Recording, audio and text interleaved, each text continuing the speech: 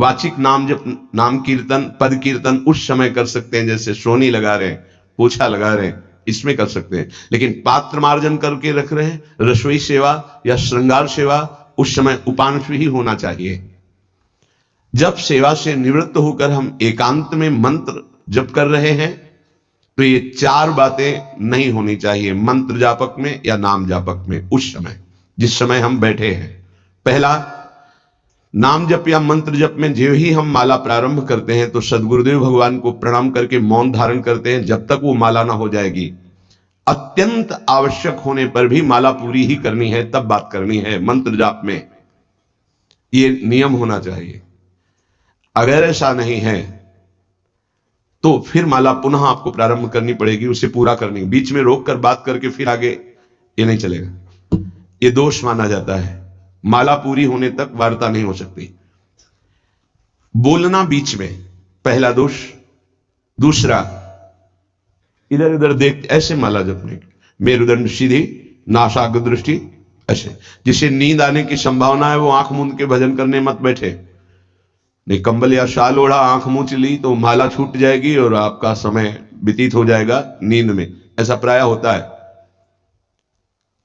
कठोर आसनों पे बैठ करके नींद ना आवे इसलिए नासाग्र दृष्टि रख के जप किया जाता है। उस मंत्र का ध्यान करते हुए आंख खुली हुई, बार बार पलक झपकना ऐसे ऐसे, ये नहीं, नासाग्र दृष्टि रखते हुए मंत्र जप करते हुए बोलना नहीं। जैसे 11 माला का नियम दिया है गुरु मंत्र का, तो जिनकी विशेष विशेष सेवाएं हैं, जब आपको समय मिले, जितना मिले अधिक से अधिक आप मंत्र जाप करें।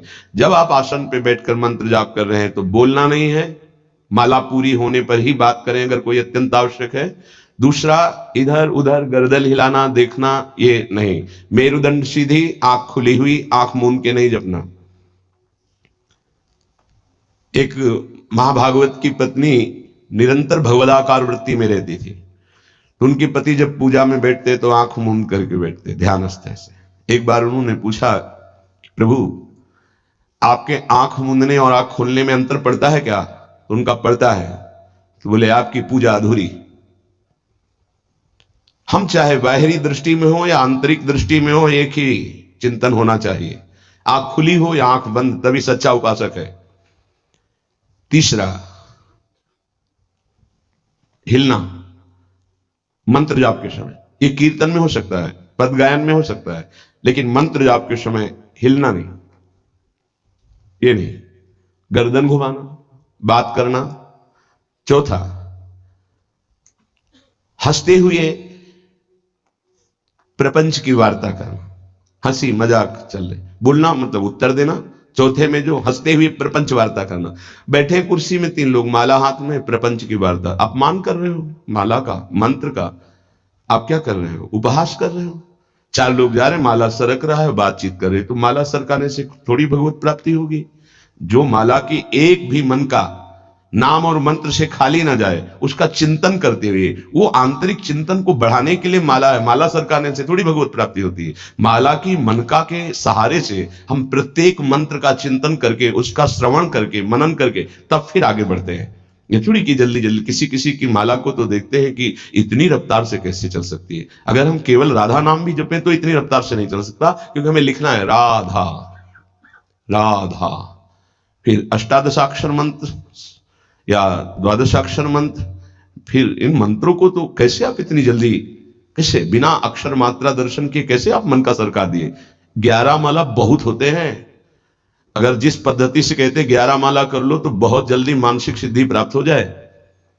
सामने मंत्र लिखा हुआ है, हर बार नवीन मंत्र की रचना कर रहे हैं, हर मन के पे, एक मन के पे पूरा मंत्र लिखा, फिर एक मन के पे पूरा मंत्र, फिर मंत्र। देखो मन कहां भाग के जाएगा, मन निर्विषय हो जाएगा, सच्चिदानंद की तरफ दौड़ पड़ेगा मन। जब के समय किसी को उत्तर देना, इधर उधर देखना, शरीर को हिलाना, हंसते हुए हंसी मजाक वार्तालाप करना, 4 बातें जब में निषेध है। जब काले न भासेत नान्यानि प्रेक्षेत बुधा न कंपेत शिरोग्रीवाम दंता नैव प्रकाशयेत। 4 बातें। ए हंसी मजाक, 2 साधक चल रहे रास्ते में, माला भी चल रहा, हंसी मजाक। ए तुम्हारे पास समय कैसे? तुम्हारा माला कैसे चल रहा है? तुम वार्ता कर रहे हो, हंसी मजाक कर रहे हो, ऐसा नहीं, इतने सिद्ध नहीं हो गए हो। जो शास्त्र जब काले न भाषित नान्यानि प्रेक्षित बुधा न कंपित शिरोग्रीवाम दंतान नैव प्रकाशित। माला जपते समय ये ऐसे हिलना डुलना, शांत, हंसी मजाक, न दंतान नैव प्रकाशित, दांत नहीं दिखाई देने चाहिए। गुरु मंत्र के समय तो मुख से वायु भी नहीं निकलनी चाहिए, मुख से। बस ये स्थिति, थोड़ा दांतों के बीच में जगह है, जिह्वा का अग्रभाग ऊपर के दांत के जोड़ पे है, हल्की सी नाक की श्वास से मंत्र का उच्चारण है, उसी का श्रवण है, और नेत्रों से दृष्टि में हम देख रहे हैं। भगवदाकार मंत्राकार वृत्ति करनी है।